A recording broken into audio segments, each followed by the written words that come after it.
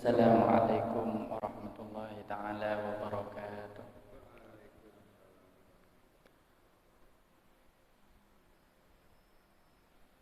Bismillahirrahmanirrahim. Alhamdulillahi rabbil alamin. Wa bihi nasta'inu ala umuri dunya waddin. Wassalatu wassalamu ala rasulihin nabiyil amin sayyidina wa maulana wa habibina wa syafi'ina Muhammad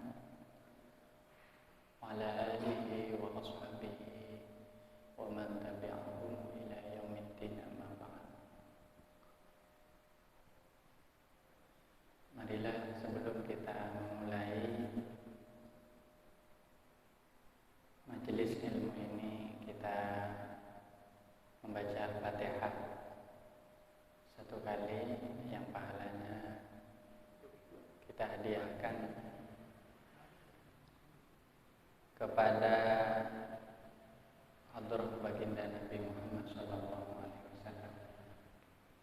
para keluarganya dan sahabatnya, serta para ulama pengikutnya, para tabi'in dan seterusnya. Wabil khusus kepada para ulama mujtahid seperti Imam Muhammad Al-Ghazali, Abu Hamid Muhammad Al-Ghazali,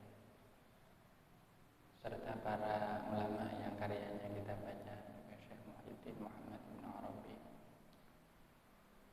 serta para ahli fikih, para ulama tafsir, ulama hadis, dan berbagai ulama dari keilmuan yang lain, juga para guru kita di pondok pesantren, di madrasah, di mushola-mushola, serta kedua orang tua kita, dan seluruh jamaah Masjid An-Nur yang kita cintai. Ala hadina wa ala kulli amalin salih wa niyatin salihah.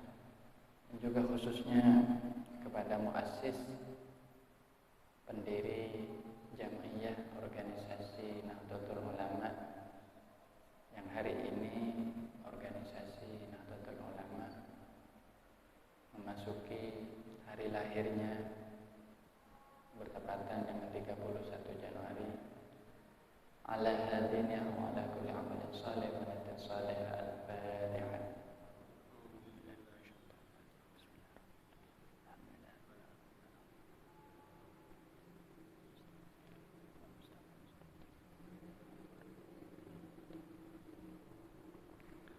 Alhamdulillah wa syukurillah, kita bisa kembali melanjutkan sesi kajian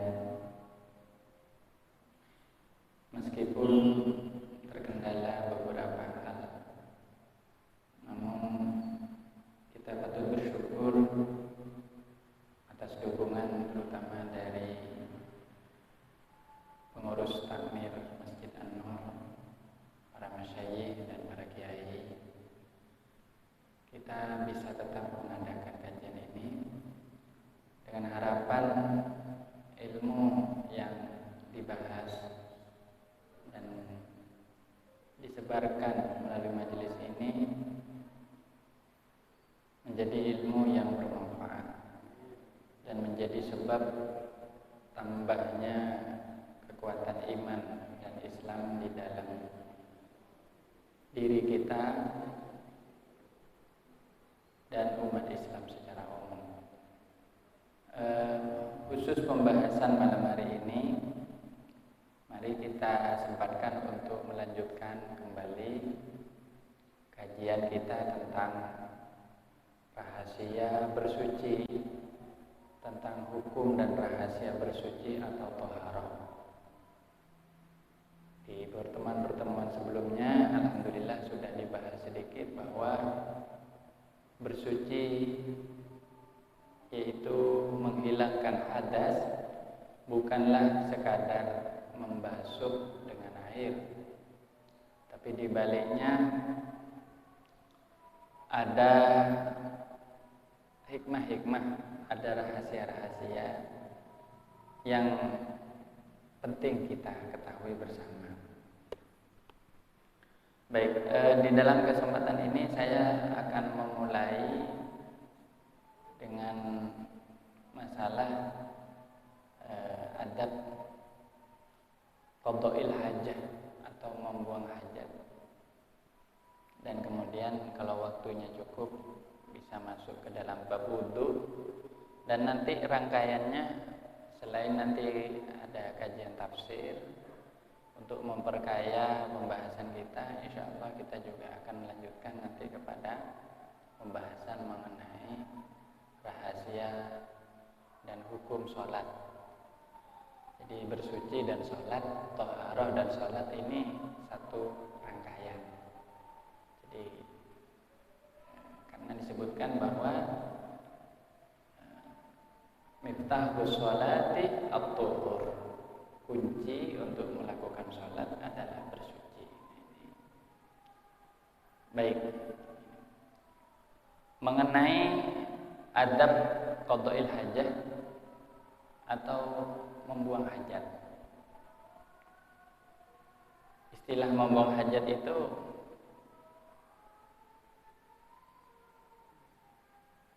artinya menunaikan hajat, itu artinya ya buang air besar atau air kecil. Tidak tahu. Kenapa disebut buang hajat saya juga tidak tahu. Tapi istilahnya dalam bahasa Arab memang qadha'il hajah, membuang hajat. Mungkin karena itu termasuk sesuatu yang menjadi hajat yang kalau tidak ditunaikan atau dikeluarkan bisa membawa bahaya kepada orang. Nah, di sini ada beberapa adab atau tata cara yang penting kita perhatikan, dan mungkin sebagian harus sebaiknya dia menghindari pandangan manusia, artinya tidak sampai dilihat oleh orang lain, dan beristitar atau mengambil sitroh, mengambil tutup dari sesuatu yang bisa menghalangi pandangan orang lain kepada kita.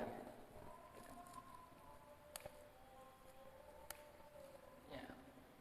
Dan kenapa? Karena ini terkait dengan aurat. Islam mengajarkan rasa malu. Al-haya'u minal iman. Ya. Rasa malu itu bagian dari iman. Bahkan Rasulullah SAW termasuk atau beliau memiliki sifat sangat pemalu pada para sahabatnya. Ya. Ini menghindari kemungkinan kita untuk mengumbar aurat. Karena orang yang mengumbar aurat itu otomatis menarik perhatian orang kepada sesuatu yang dilarang oleh Allah, yaitu memperlihatkan sebagian yang tidak boleh dilihat, seperti kemaluan misalnya. Nah, kalau sampai dengan niat mengumbar itu dosa. Tapi kalau tidak sengaja terbuka, itu masih bisa diampuni, masih ditoleransi, dimaafkan. Kalau tidak sengaja terbuka. Nah, ini disebutkan jadi hendaknya mengambil satu siter. Jadi mungkin bagi kamar mandi yang pintunya tidak memadai, itu harus diperbaiki gitu.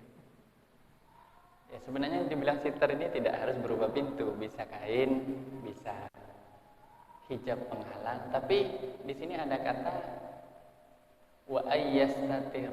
Jadi harus tertutup. Kalau transparan kayak plastik itu bukan siter, tetap terlihat auratnya. Kayak sekarang ada kamar mandi sekarang itu transparan. Jadi di hotel misalnya itu tidak bisa. Itu bisa dijadikan tempat mandi untuk berqadha'il hajah, membuang hajat. Kemudian jangan membuka auratnya sebelum sampai ke tempat dia duduk. Nah, ada beberapa arah yang makruh. Sebenarnya ini hukumnya makruh, Tapi kalau kita ingin mengejar kesempurnaan, yang makruh ini harus ditinggalkan. Tidak berdosa memang, namun kalau kita melakukannya, khawatir kita membiasakan diri di dalam dosa. Khawatir. Karena orang yang melakukan hal yang makruh itu sudah hampir menyerempet-nyerempet dosa sebenarnya. Makruh itu juga tercela dalam pandangan Allah, walaupun Allah tidak mau menjatuhkan dosa kepada orang itu, tapi kurang disukai secara estetika dan secara moral, ya, kurang disukai, tapi tidak berdosa. Nah ini pertama ya, larangannya ada beberapa arah. Pertama, jangan menghadap ke matahari atau bulan. Ini sebenarnya untuk situasi di Timur Tengah atau padang pasir, ya. Kalau ada arah matahari, tiba-tiba kita kebelet gitu, itu jangan langsung menghadap ke arah matahari. Atau ada bulan purnama, kenapa? Wallahu a'lam. Dan juga janganlah menghadap kiblat. Yang dimaksud menghadap kiblat ini artinya tanpa adanya penghalang. Ya, otomatis seperti di lapangan atau di bawah pohon misalnya, langsung ke arah, langsung plong gitu ya. Dan juga jangan membelakangi kiblat. Ini sekali lagi dengan catatan kalau di tempat terbuka. Illa idza kana fi bina, kecuali kalau di dalam bangunan. Nah, masalah seperti ini terjadi perdebatan. Ada mayoritas ulama mengatakan tidak apa-apa menghadap atau membelakangi kiblat di WC yang itu tertutup.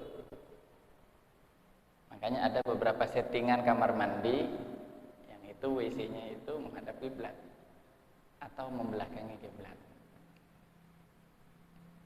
Kalau menyamping itu justru yang bagus, ya, tidak. Tapi Imam Al-Ghazali mengatakan wal udulu an aidan anha fil bina'iha. Kalau bisa tidak menghadap kiblat di dalam bangunan itu lebih baik. Tapi tidak berdosa. Cuman bagi ulama yang tidak membolehkan itu karena alasan melihat kiblatnya. Kiblat itu adalah arah orang sholat. Kok juga arah kita untuk membuang hajat. Ini cangkolang katanya orang Madura. Cangkolang itu kok kurang sopan, tapi tidak berdosa. Cuman kalau saya termasuk orang yang sangat-sangat kurang sepakat, kurang setuju kalau toilet itu menghadap kiblat. Ya. Jadi kenapa? Karena menjaga ta'adub, menjaga adab kepada Allah, kepada kiblat ini arah yang dihormati oleh agama, oleh masuk syiar ya, kiblat. Nah ini. Begitu juga jangan dia itu duduk atau kencing di tempat di mana banyak orang bicara. Misalnya di belakangnya warung. Karena mungkin baunya bisa. Begitu dia tidak boleh kencing di air yang buang air kecil di air yang tidak berjalan seperti kolam misalnya, atau di bawah pohon yang masih ada buahnya. Terkecuali pohon yang sudah mati, yang layu sudah kering, dan juga tidak juga di dalam batu. Dan hendaknya menghindari tempat yang keras, mungkin karena takut terpercik, ya. Dan tempat angin sering lewat di sana, ya, istinzahan min rasyasihi dan seterusnya. Dan disunahkan dia itu bertumpu pada kakinya yang kiri. Jadi ini sunahan. Ketika jadi modelnya itu memang ini yang konvensional. Kalau yang baru itu agak sulit karena itu bertumpu kepada pantat, ya. Jadi sebenarnya bertumpu itu kepada yang kiri, sedikit memberatkan kepada kaki yang kiri. Ini yang sunnah. Mungkin untuk mempermudah, dan ini pasti ada manfaat kesehatannya karena di balik hukum itu pasti ada manfaat, baik secara jasmani maupun secara rohani. Kemudian kalau masuk itu hendaklah mendahulukan kaki kiri daripada kaki kanan. Ya, dan ketika keluar mendahulukan kaki kanan. Ini memang harus diniatkan. Karena Rasulullah SAW itu suka atayamun, suka mendahulukan dengan kaki kanan atau tangan kanan dalam hal-hal yang baik, yang bersih, yang suci, misalnya berhubungan dengan sholat. Orang kalau mau masuk masjid tangan kaki kanan. Ya, bayangkan betapa luar biasanya ajaran Islam sampai masalah kaki saja itu ada adabnya. Kenapa? Karena kelak kaki ini akan diminta pertanggungjawaban oleh Allah. Jadi tidak serampangan masuk ngeloyor masuk gitu enggak, tapi ada. Nah, kalau ke tempat-tempat yang kotor itu pakai kaki kiri.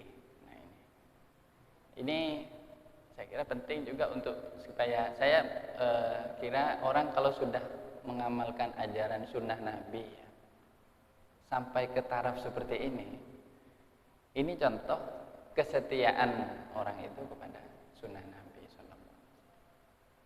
Jadi karena Rasulullah suka dengan hal, kecuali ini mungkin mohon maaf ya, kecuali orang yang kidal. Orang yang kidal atau punya kebiasaan memang sudah bawaannya seperti itu, mungkin itu dikecualikan. Tapi bagi secara umum, bagi orang yang itu tetap mendahulukan sesuai dengan. Nah, khusus untuk beristinja atau buang air kecil, buang air besar, itu hendaknya dengan kaki kiri. Kemudian tidak berdiri ketika buang air kecil. Nah, jadi ini kecuali dalam darurat ya. Jadi suatu saat Sayyidina Umar itu ketahuan, beliau ini ya, Rasulullah melihat Sayyidina Umar itu dalam keadaan kencing berdiri atau buang air kecil berdiri, mungkin di dalam suatu acara suatu perang mungkin atau apa. Sayyidina Umar mungkin mengambil sitroh, tutup, kemudian beliau kelihatannya kan kalau berdiri kan kelihatannya. Langsung Rasulullah bersabda, "Ya Umar, la tabul qa'iman." Wahai Umar, janganlah engkau mengeluarkan air kecil dalam keadaan berdiri. Maka Sayyidina Umar mengatakan, sejak saat itu saya tidak pernah berdiri lagi. Luar biasa ya, cara Islam ini sampai sebegitu detailnya. Ya. Sampai ini saya mendapatkan hadis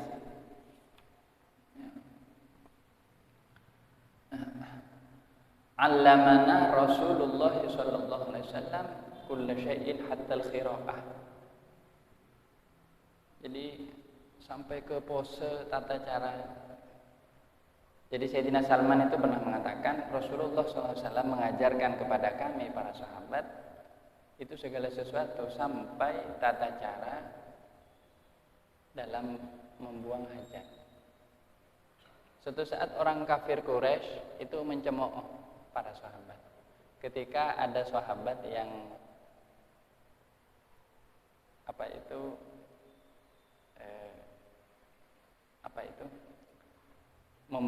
membersihkan bekas air besar atau air kecil itu dengan batu ya. Yang dibolehkan kan dengan batu. Tadi menghindari tulang, menghindari kotoran dan seterusnya. Bahkan arahnya juga diatur, tidak boleh menghadap kiblat. Terus katanya orang kafir Quraisy, sampai segitunya ya Muhammad ngajari kamu itu. Kamu sampai segitunya diajari oleh Muhammad. Ya langsung diafirmasi, dibenarkan oleh Sayyidina Salman. Salman Al-Farisi mengatakan, ya memang Rasulullah mengajarkan kami segala sesuatu sampai ke tata cara hatal khira'ah, sampai tata cara membuang air besar, air kecil.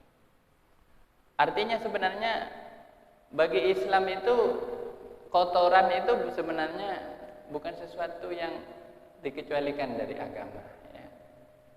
Jadi kalau dibilang agama itu tidak mengatur kehidupan pribadi itu keliru. Justru agama itu mengatur sampai ke bukan cuma kehidupan masyarakat secara umum, tapi kepada sampai ke tata cara tidur, masuk jeding. Nah, ini masuk kamar mandi dan sebagainya. Ini mungkin menjadi pikiran bagi kita. Kok sampai segitunya ya Islam? Kenapa? Supaya orang itu selalu ingat Allah ya. Ini mungkin hikmahnya supaya orang ingat Allah bahkan ketika dia itu membersihkan kotorannya. Dan sebenarnya berzikir itu dalam keadaan seperti itu tidak apa-apa. Asalkan tidak dilisankan. Kan yang dimaksud zikir itu ingat kepada Allah. Orang ingat kepada Allah dengan pikirannya, dengan hatinya. Itu justru zikir yang paling utama. Meskipun dia tidak melisankan, tapi dia ingat ya Allah. Sambil gosok-gosok ingat Allah. Ini kan luar biasa. Maka satu, setidaknya kita ingat tata cara yang diajarkan Nabi. Ini sunnah. Sunnah itu kalau diikuti kita dapat pahala.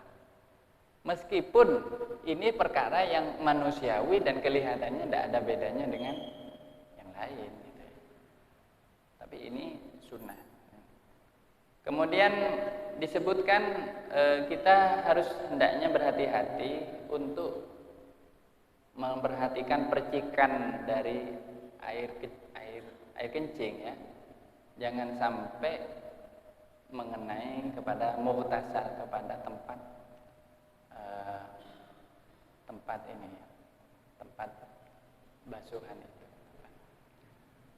Nah, ini harus dicek memang apakah kamar mandi kita itu, maksudnya tempat bertohara kita itu standar. Baiknya ya jangan terlalu ke bawah. Ya tentu kalau terlalu tinggi juga tidak terjangkau nanti.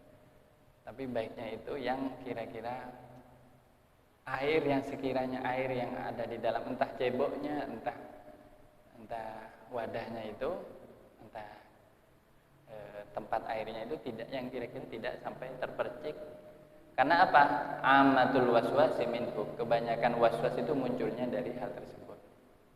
Nah, yang harus dihindari ini waswas. Waswas ini sebenarnya kerjaannya setan.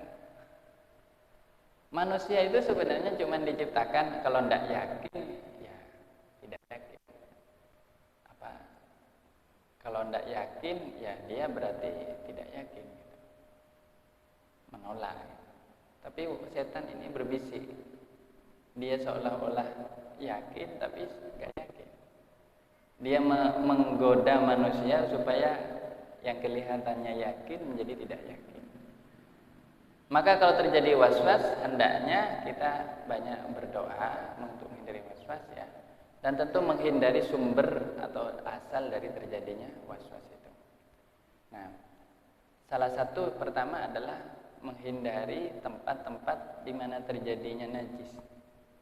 Yang paling sering itu kalau di kamar mandi.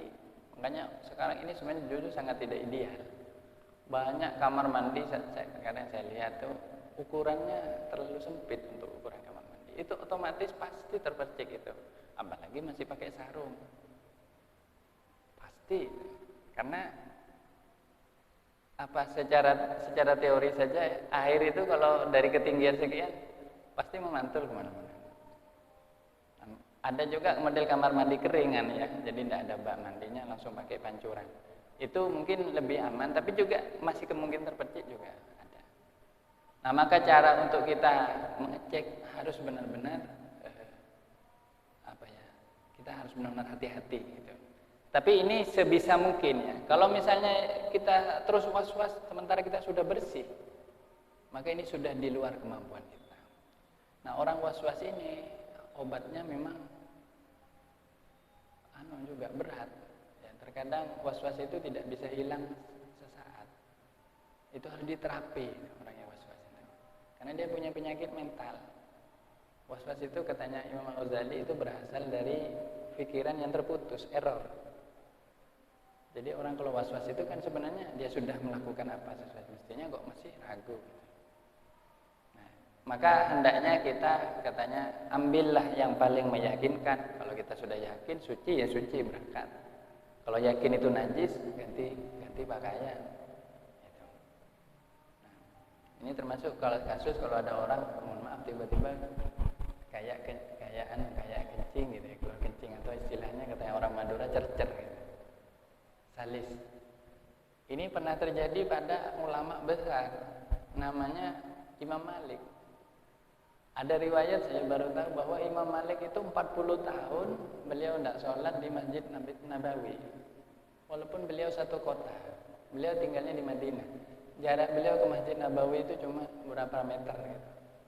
Tapi 40 tahun beliau tidak pernah sholat ke masjid. Kayak itu Imam Malik. Ditanya oleh sahabatnya, Imam, ajunan tak pernah ke masjid. Bahkan kalau hari Jumat beliau juga nggak ke masjid. Ini salah satu riwayat yang mungkin paling aneh ya. Orang ulama sebesar Imam Malik, gurunya Imam Asy-Syafi'i, pendiri mazhab Maliki, bahkan beliau itu dikenal sebagai pemuka, imam ulama pada zamannya. Itu 40 tahun tidak pergi ke masjid. Orang-orang yang membenci Imam Malik sudah suudzon. Oh, Imam Malik udah bicaranya jelek lah mereka tentang Imam Malik. Ternyata Imam Malik mengatakan, saya tidak bisa ke masjid karena saya takut mengotori masjidnya Rasulullah SAW dengan gangguan. Saya punya gangguan ini tidak bisa lancar kencing, dan seringkali tiba-tiba keluar begini. Artinya ada gangguan. Itu namanya penyakit cercer kalau katanya orang Madura. Cercer itu salis ya. Itu sedikit-sedikit kencingnya gitu loh, kalau dikit. Nah, ini orang yang seperti ini bagaimana? Tentu tidak sah itikafnya. Tidak bisa itikaf orang seperti ini. Harus sering-sering keluar gitu. Dan kalau dilanda seperti ini, disarankan katanya hendaklah bersegera untuk keluar dari masjid kalau sudah ada gejala seperti ini. Karena bisa mengganggu. Nah, takutnya hilir mudiknya ini yang mengganggu. Akhirnya Imam Malik 40 tahun. Jadi Imam Malik itu 40 tahun tidak ke masjid. Tapi bukan kayak kita. Kalau kita kan nggak ke masjid karena malas itu. Kalau Imam Malik itu karena ada penyakit. Beliau songkan ya, sakit. Nah, ini makanya harus yakin. Kita yakin. Nah, kalau kita kira ragu, dicek keluar. Ini terutama juga muslimat juga harus yakin. Kalau misalnya tiba-tiba keluar darah istihadah, harus cek. Jangan seolah-olah nah ini was-was. Nah, kondisi was-was itu harus dihilangkan, diatasi. Kalau sudah maksimal kita mencari bukti, jangan lagi was-was. Al-yaqinu dalam kaidah fikih, al-yaqinu la yuzalu bisyak. Keyakinan tidak bisa dibatalkan oleh keraguan. Ini juga berlaku, misalnya ketika kita sholat ragu, ini 3 apa 4. Carilah yang paling yakin. Jadi bedanya ragu sama was-was itu beda. Kalau ragu itu masih bisa diyakinkan. Kalau was-was ini penyakit. Was-was ini penyakit. Kalau ragu bukan penyakit. Ragu dalam hitungan misalnya jumlah ini ya. Itu ragu itu manusiawi.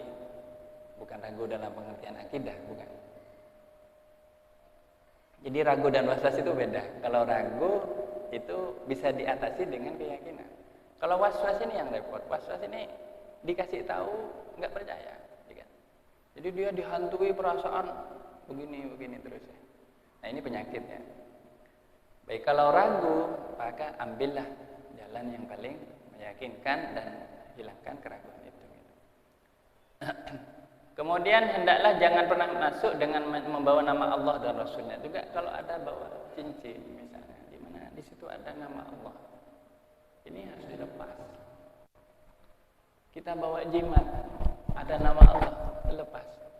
Jimat itu kan isinya wiridnya, zikir, ada tulisan ayat suci, ayat Al-Quran, ya ayat suci, tulis ini jimat, lepas.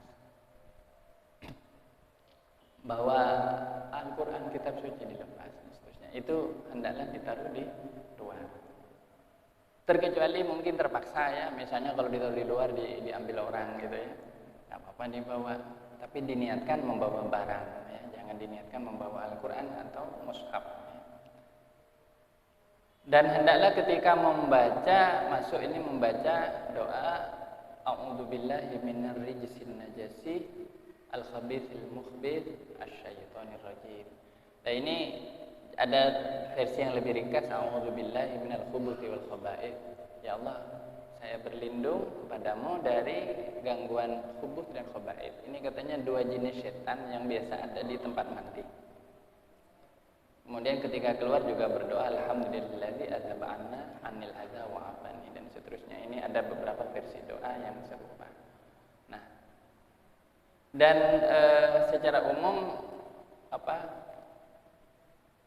ini hendaklah orang begitu selesai dari membuang hajat, hendaklah lekas-lekas berwudu. Ini adab. Kenapa? Idza faragha minal istinja ishtaghil bil wudu ya. Ya. Jadi karena apa? Ini sunnahnya Nabi sallallahu alaihi wasallam. Kenapa?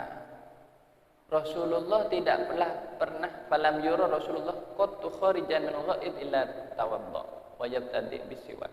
Ini sunnah Nabi.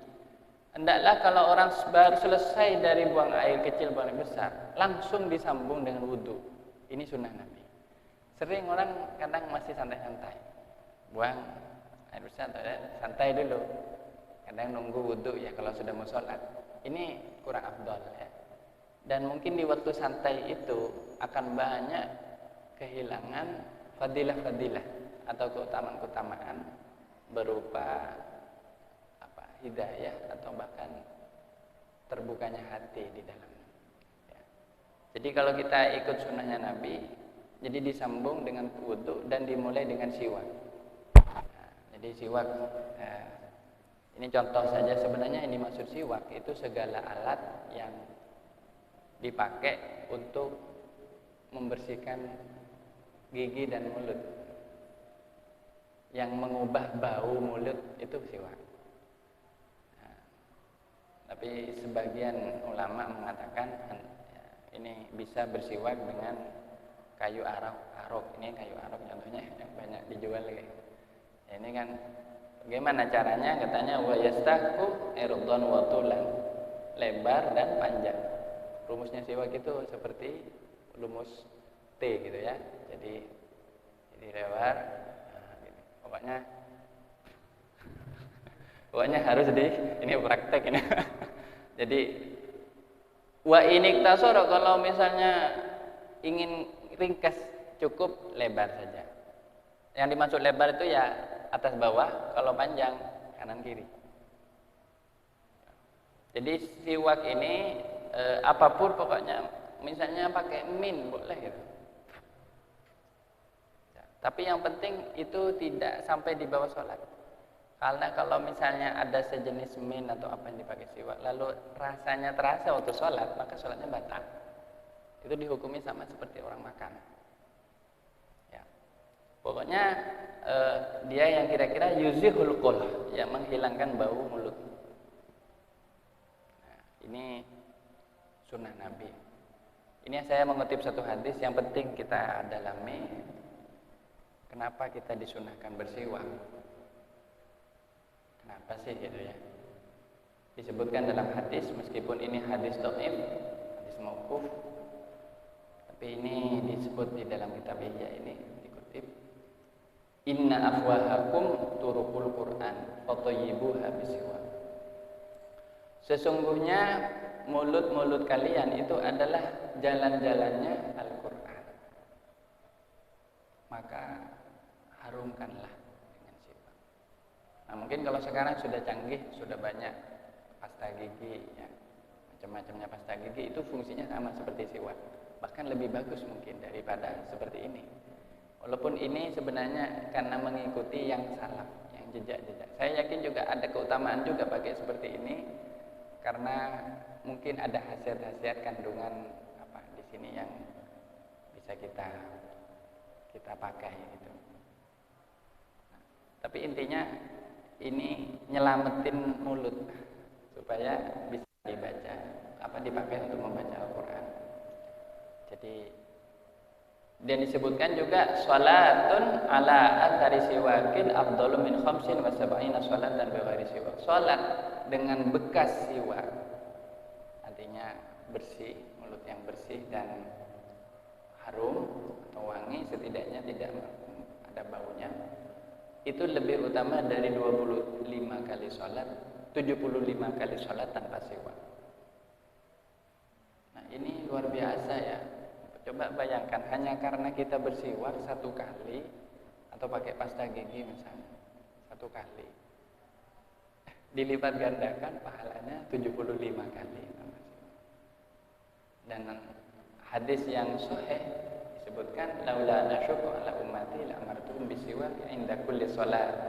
Seandainya tidak merepotkan kepada umatku, memberatkan kepada umatku, maka aku memerintahkan siwak kepada mereka untuk bersiwak setiap sholat. Pengertiannya ulama setiap sholat ini dimulai dari wudhu.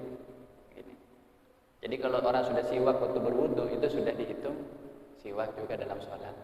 Tidak harus kemudian, tidak. Karena kita kan kadang kalau sholat tidak pas bawa pasta gigi atau apa.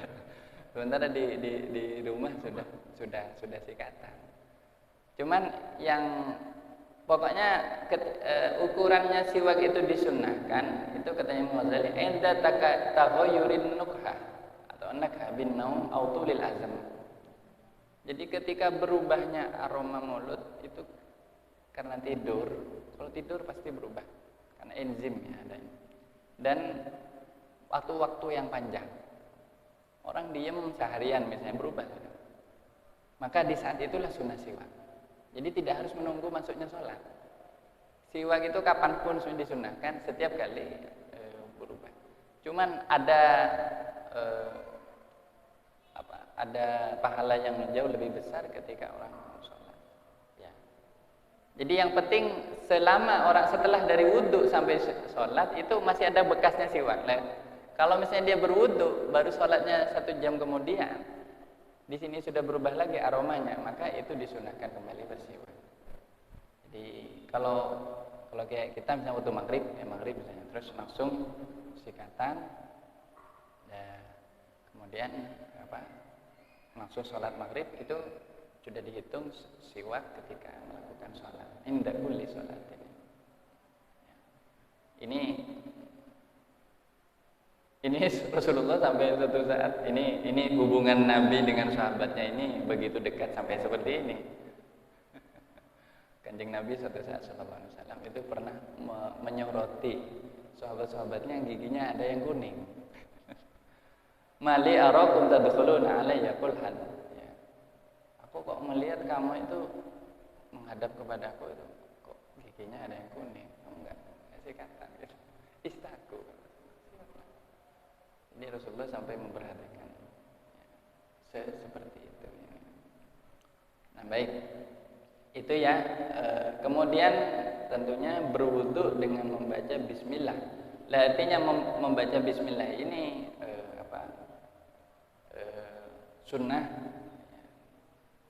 sunnah yang menyempurnakan kepada wudu. Dan kalau bisa juga berta'awudz. Saya sedikit mengenai wudhu ini karena bersambung dengan keterangan mengenai masalah wudhu. Wudhu itu secara umum hanya dijalankan kan kepada ini mungkin bab rahasianya atau sisi rahasianya. Wudhu itu dikhususkan kepada sebagian anggota badan, tidak semuanya. Baik, kita hitung anggota-anggota yang menjadi tempat wudhu. Pertama, kedua tangan. Karena di sini kita tahu ada basuhan tangan ya. Jadi ghuslul yad 3 kali sebelum mengambil air. Ya, intinya tangannya dibasuh-basuh. Kalau ceboknya begini. kalau begini. Tapi kalau mancur itu kan ya, 3 kali. Ini berhubungan dengan kekuatan. Tangan ini harus diselamati, harus disucikan. Kenapa? Karena seringkali kita mendolimi orang ini kan dengan tangan. Kita tanpa sengaja ini sering, terkadang sengaja atau tidak sengaja, sering mendolimi orang dengan tangan. Tangan ini lambang kekuasaan, kuah. Ini menurut keterangan seorang ulama namanya Syekh Muhammad Ibn Arabi.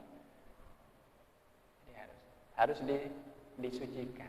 Makanya sebaiknya, meski ini sunnah, sekali lagi ini sunnah, tidak wajib membasuh tangan, itu tidak wajib. Nah, yang wajib dimulai dari membasuh muka.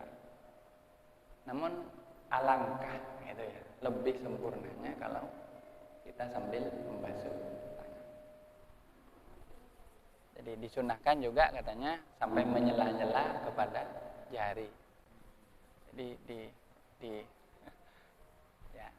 Nanti sambil juga dicek, mohon sambil dicek, takutnya ada sisa-sisa tinta. Ini pilkades besok ini.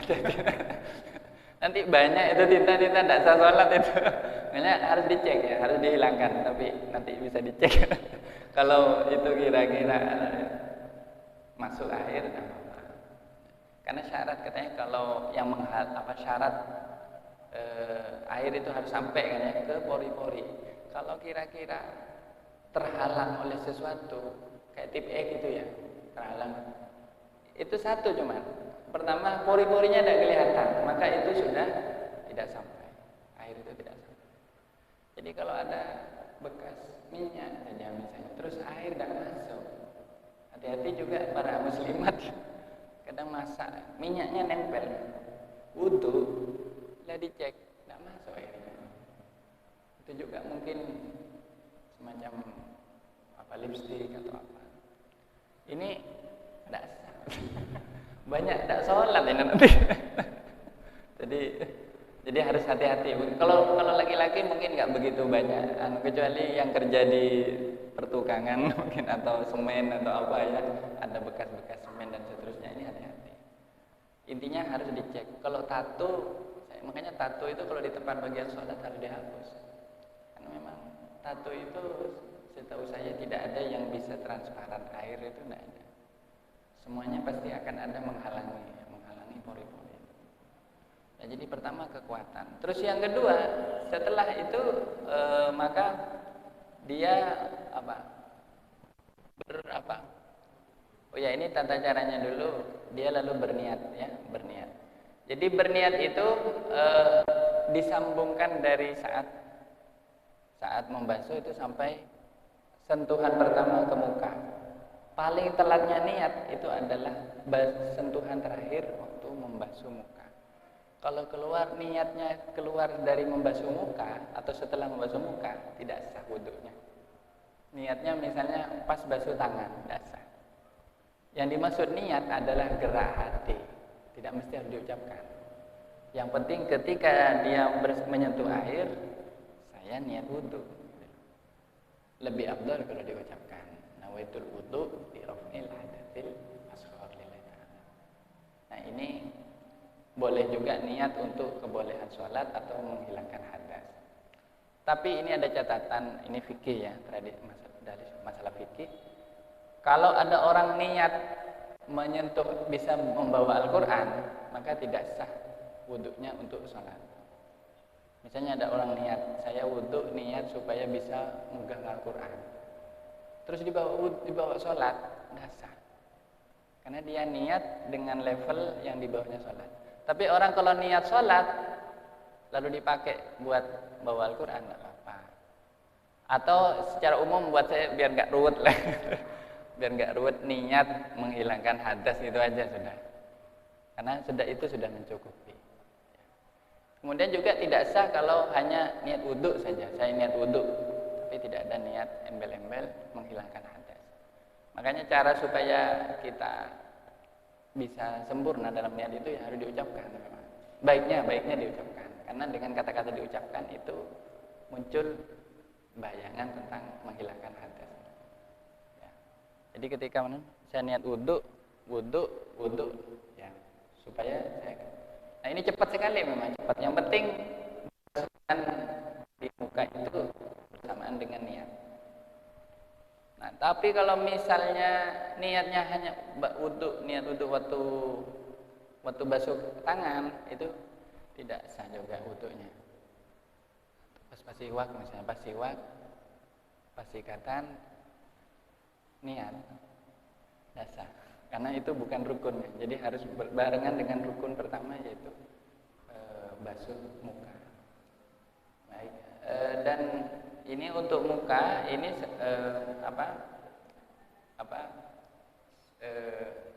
sebelum ya sebenarnya ada pendahuluannya. Sebelum membasuh muka, dia itu berkumur-kumur dan menyedot air, kemudian mengeluarkannya.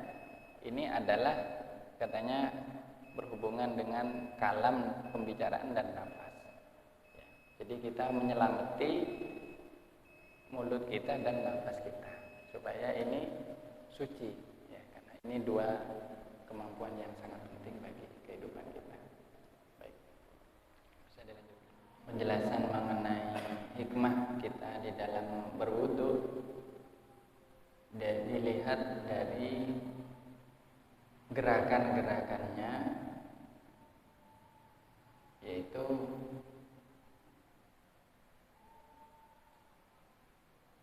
di sini ada dua bagian yang sudah dibasuh, yaitu tangan dan mulut. Ya.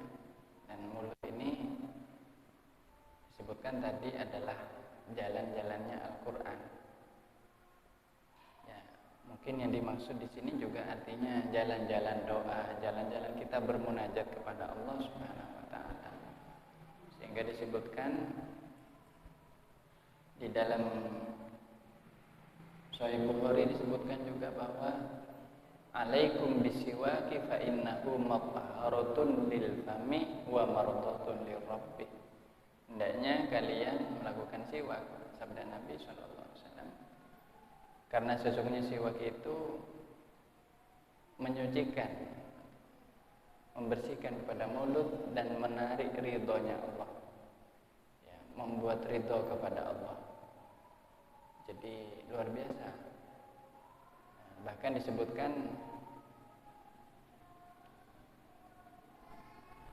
siwak itu katanya Sayyidina Ali karramallahu wajhah itu yazidu fil hifzi, menambah kuat ingatan, ya, wa yadhabul balgham, ya, dan menghilangkan penyakit mungkin pikun atau bagaimana, ya.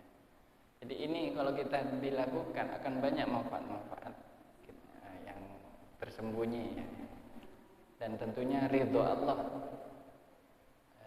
bisa dimulai dengan kita melakukan bisa kita peroleh dengan melakukan siwak. Nah, ini mungkin sedikit, dan mungkin kalau ada tambahan bisa kita nanti tambahkan nanti di penjelasan berikutnya sampai menyambung insyaallah kepada keterangan mengenai Kitabu Asroris Shalah atau kitab yang menerangkan tentang rahasia-rahasia sholat. Dan tentunya ketika orang berwudu kemudian membasuh mulutnya, maka mulut ini tentu di balik mulut ini ada banyak manfaat. Antara lain kita diminta untuk memperbanyak berzikir dan membaca Al-Quran. Makanya salah satu doanya ketika kita berkumur-kumur, Allahumma a'inni ala tilawati kitabika wa kathrati dzikri laka. Ya Allah, tolonglah aku untuk banyak membaca kitab sucimu dan banyak zikir. Artinya zikir bil lisan. Nah, mungkin ini sementara, nanti insyaallah akan ditambahkan dengan keterangan yang lain. Wallahu a'lam bishawab. Sebelumnya sebelum diakhiri dengan doa, mungkin ada 1-2 pertanyaan mengenai tadi yang sudah disampaikan. Diberi kesempatan bagi yang tidak bertanya, karena ini tayangannya tidak live, ya. Jadi nanti yang bertanya via online bisa menyusul untuk dijawab di sesi berikutnya, insyaallah.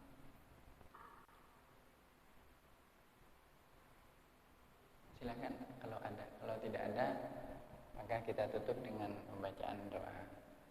Ada? Oh ya. Assalamualaikum warahmatullahi wabarakatuh. Mau bertanya tentang bab toharo ini Pak Yai. Kan kalau dulu itu masalah bersuci, masalah membersihkan ini, membersihkan dulu. Kalau dulu atau sekarang membersihkan pada waktu istinja, buang air kecil atau besar itu, kalau tidak ada air kan dengan batu. Kalau sepemahaman saya dulu, atau sekarang yang tidak ada airnya, di gurun atau di tengah hutan yang tidak ada airnya. Pernah saya itu ke salah satu mall, saya itu buang air besar, otomatis buang air kecil juga. Di sana itu ada air tapi hanya untuk menyiram, mohon maaf, kotoran saja, tidak untuk membersihkan area yang mengeluarkannya. Di toilet itu hanya disediakan tisu. Pertanyaan saya itu hukumnya bagaimana? Ketika kita menggunakan tisu, tapi kan di sana ada air, tapi tidak ada untuk apa? Semprotannya itu. Biasanya kan, iya, nggak ada jauhnya. Kita itu ketika kita sudah menemukan air, apakah kita itu wajib untuk membersihkan lagi atau bagaimana? Dan ketika kita mau sholat, di sana kan kita bekasnya itu kan sudah nempel ke baju kita. Itu gimana Pak? Terima kasih. Bismillahirrahmanirrahim. Mengenai perkembangan alat-alat di dalam kita bersuci ya, beristinja atau membersihkan kotoran air besar dan air kecil ini yang jelas-jelas diajarkan oleh baginda Nabi SAW itu adalah beristinja dengan alat-alat yang membersihkan, yaitu batu, ya kalau air yang jelas air dan batu. Kemudian debu saja itu bukan alat untuk beristinja. Jadi kalau alat beristinja itu air dan batu yang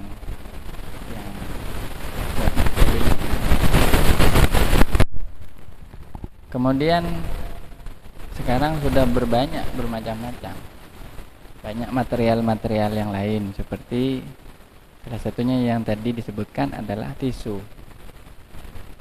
Bisakah orang beristinja baik membuang air besar maupun air kecil dengan tisu? Nah, ini kalau kita mengambil harfiahnya ketentuan sesuai dengan dohirnya nas atau dohirnya bukti dalil di dalam agama, itu tidak bisa kalau mengambil dohirnya ya. Maka adanya hukum mengenai masalah seperti ini itu kebanyakan ulama menggunakan kias, namanya penalaran analogi. Batu itu kenapa kok bisa dipakai untuk membersihkan? Pertanyaannya begitu. Apa yang ada di batu itu? Bukan substansi batunya saja, tapi ada unsur yang membersihkan, yaitu dia kering ya, dia tidak merembet kemana-mana. Oleh karena itu kan disunahkan, walaupun ini tidak kriteria dari batu itu disunahkannya adalah berujung, ya, ada ujungnya, supaya bisa gampang untuk digerak-gerakkan dari satu ujung ke ujung lain. Sehingga kalau mungkin batunya pipih ya, semacam pipih dan agak oval begini, sehingga kalau digerakkan kena semua. Satu sisi setelah sasu dibuang. Dan disunahkan 3 ya, 3. Kalau 3 itu sudah dianggap bersih, sudah tidak perlu menambah lagi. Kalau masih kotor, nambah lagi 1/4 dan seterusnya. Dan kalau 4 juga belum bersih, pakai 5 dan seterusnya. Yang paling penting adalah al-inqa'u wajib ini. Al-inqa'u wajib, li'anna al-inqa'u wajib wal itar mustahab. Yang paling penting adalah membersihkannya itu sampai bersih. Adapun jumlahnya ganjil itu adalah sunnah. Ini. Nah, kemudian sekarang ada bermacam-macam. Bagaimana kalau serampangan tidak nemu apa-apa ya? Kita pakai alat-alat yang ada itu. Nah, pertanyaannya apakah memadai untuk membersihkan? Untuk sampai pada kategori membersihkan itu. Misalnya tisu. Pertanyaannya satu cuma, tisu itu bisa nggak membersihkan? Kalau tisu itu dan membersihkan ini bukan sekadar membersihkan, tapi juga dia tidak terpapar najis yang lain gitu, atau maksudnya merembet. Karena tisu ini tergantung tisunya. Kalau tisunya itu hanya selembar, tidak memadai. Kenapa? Karena dia otomatis ketika dipoleskan, najisnya ya tetap ada di tangan kita. Beda dengan batu ya. Kalau batu itu kita pegang sebelahnya dibuat untuk membersihkan, itu tangan kita tidak kena gitu loh. Ya, tapi kalau tisunya segulung, mungkin satu agak dibulet, agak berat, agak tebal begini, bisa juga menyucikan.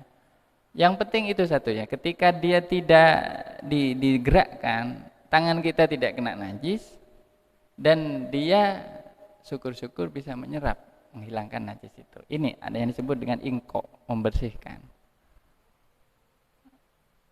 Tapi sebagai contoh juga misalnya sabun. Sabun itu kalau padat, keras, bisa membersihkan, bisa, tidak apa-apa. Ya. Malah kan bagusnya kalau sabun ada aromanya langsung hilang juga gitu. Karena najis itu selama masih ada aromanya, masih tetap najis. Nah, batu kalau di padang pasir, mungkin ini batu-batu di tempat yang kering khususnya, itu bisa menghilangkan karena dia dengan bau debunya itu hilang kan, otomatis kalah ya, bau kotorannya kalah. Jadi saya kira tergantung jenis tisunya. Kalau tisunya itu mungkin mendekati material yang keras dan bisa membersihkan itu. Dan ini juga ada tambahan kata ulama, tidak menyakiti kepada dubur itu. Ya kalau misalnya pakai sesuatu yang menusuk, menyakiti, ya itu bukannya selesai najisnya, lalu nambah najis lagi, misalnya berdarah dan seterusnya. Karena ini organnya sensitif ya. Jadi kalau tidak ada tidak ada air ya. Jadi kalau tidak ada air, nah kalau ada air ya, misalnya ada air tapi cukup hanya untuk berwudu, baiknya bersucinya pakai batu atau tisu. Jadi karena begini, kalau kita airnya pakai buat istinja tidak cukup, tayamum, nah itu malah tidak afdal. Jadi karena sudah ada cara dari syariat ya, dari tata cara yang diajarkan oleh Rasulullah sendiri, bahwa kalau bersuci dengan batu, maka sebaiknya ya kita atur gitu loh. Misalnya airnya hanya cukup untuk berwudu, maka kita bersucinya bisa pakai ya. Karena seandainya kita istinjanya dengan terus wuduknya pakai untuk berwuduk terus tidak cukup pakai tayamum, harus berganti tayamum, itu malah tidak betul. Jadi dan tidak wajib mengulang ya, yang penting tidak wajib mengkodok, karena itu Anda masih menemukan bahan alternatif ya. Tadi airnya itu hanya cukup buat apa?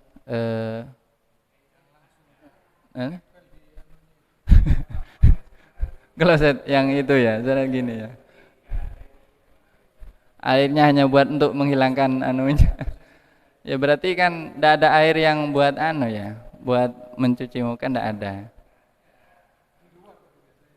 Oh ya tetap wajib pakai air, tetap wajib. Mm-mm. Iya. Begini ya. Oh enggak sudah. Makanya dengan syarat tadi itu ingko. Benar-benar tisunya itu sampai kayak di pesawat itu ya.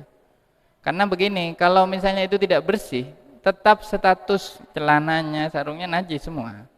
Tidak ada bahasa kalau masalah istinja, masalah bersuci itu tidak ada bahasa mengkodok, tidak ada.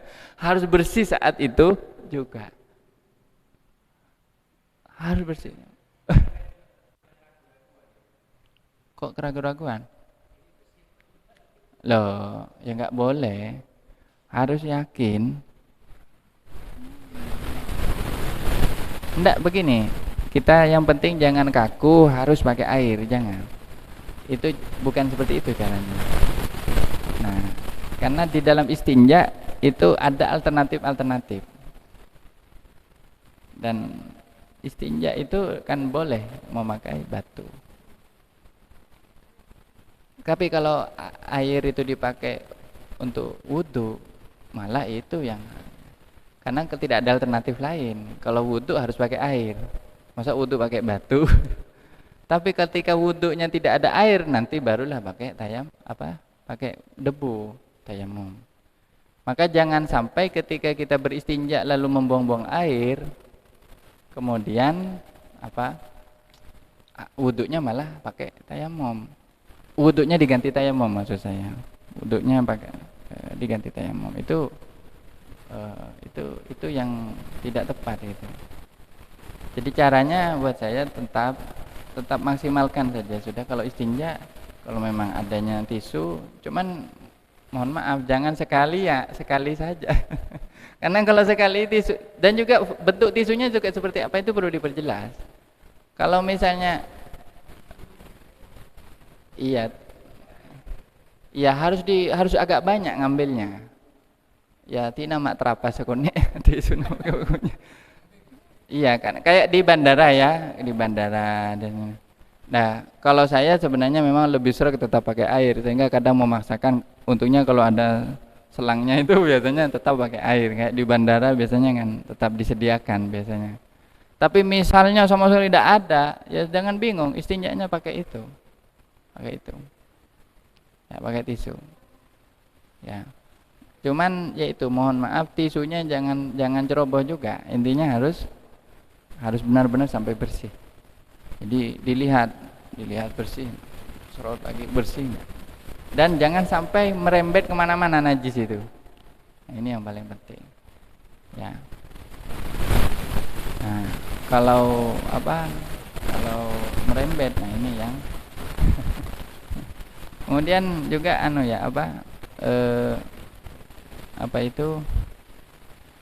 kalau untuk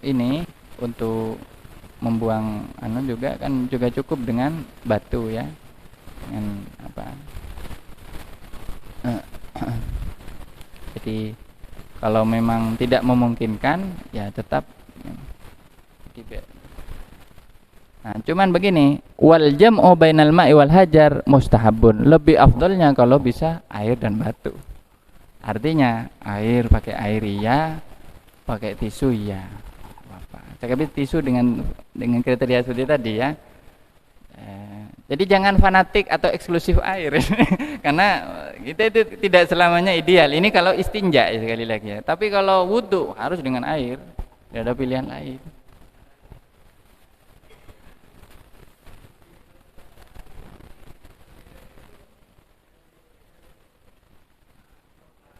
Iya, ya kan masa mau keluar dulu sambil telanjang kan nggak mungkin. Kan enggak, maksud saya kan air itu gini.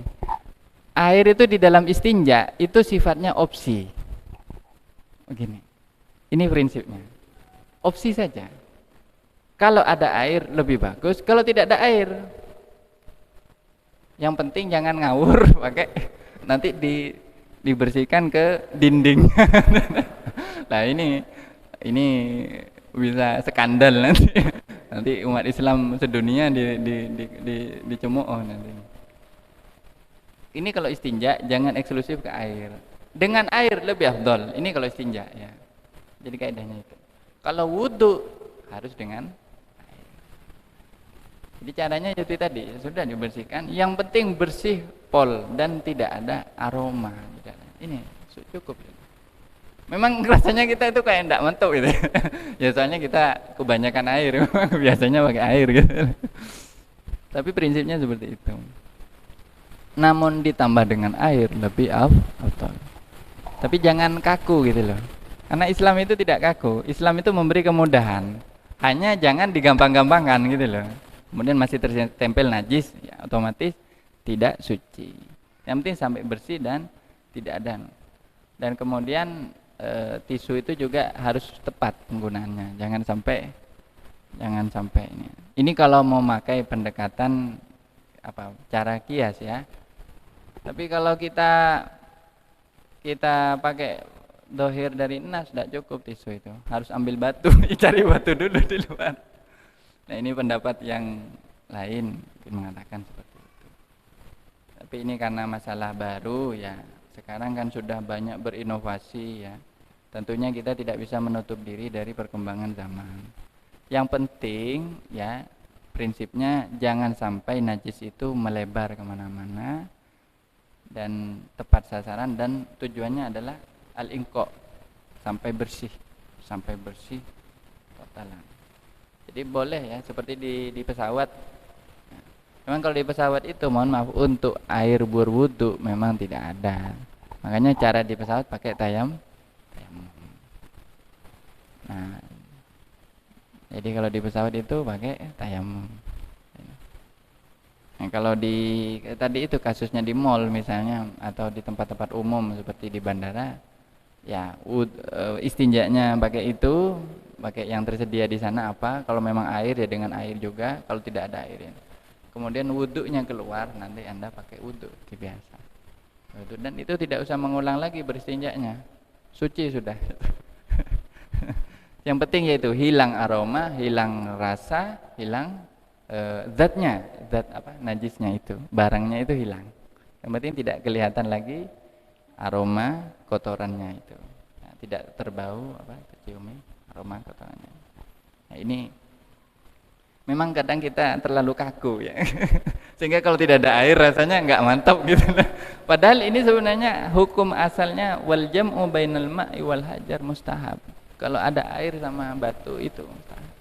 Dan menggunakan air di dalam istinja itu tidak wajib. Tapi opsi. Kenapa? Karena di sini istinja itu justru ditunjukkan dengan pakai batu. Tapi karena kita sudah kebiasaan memang. Tapi kalau wudu jangan tolak-toleh. Wudu harus pakai air, tidak ada opsi lain.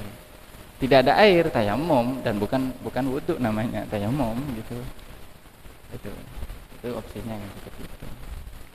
Baik, ini ya.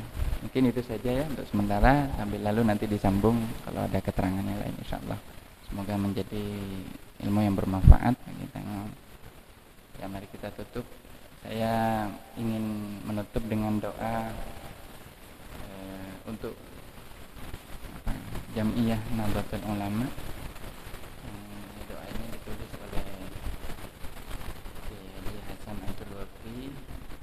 Ya, ini kebetulan doa memang doa NU.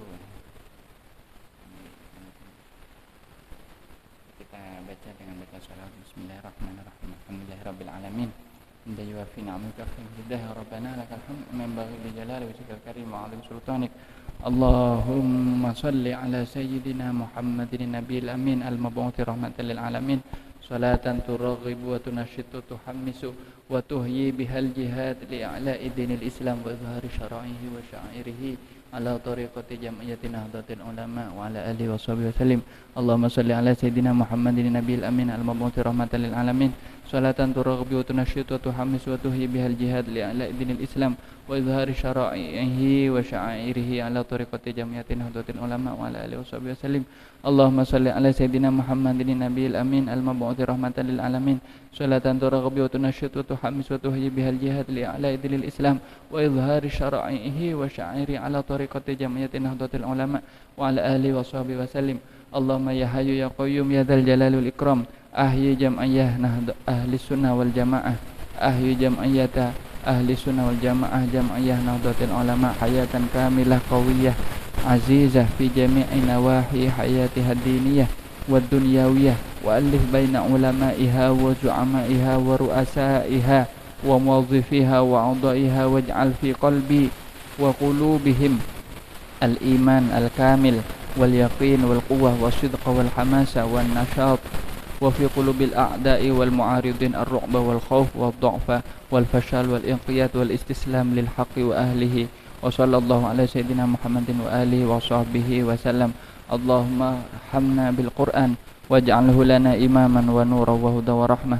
اللهم ذكرنا منه ما نسينا وعلمنا منه ما جهلنا وارزقنا تلاوته آناء الليل وأطراف النهار.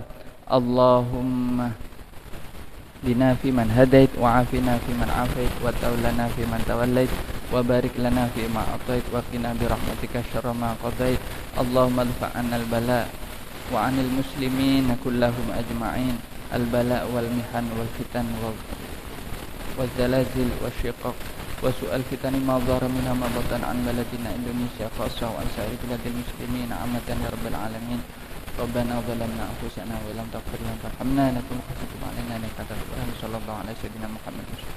سبحان ربك رب العزة عما يصفون وسلام على المرسلين والحمد لله ربنا تقبل منا بسر الفاتحة.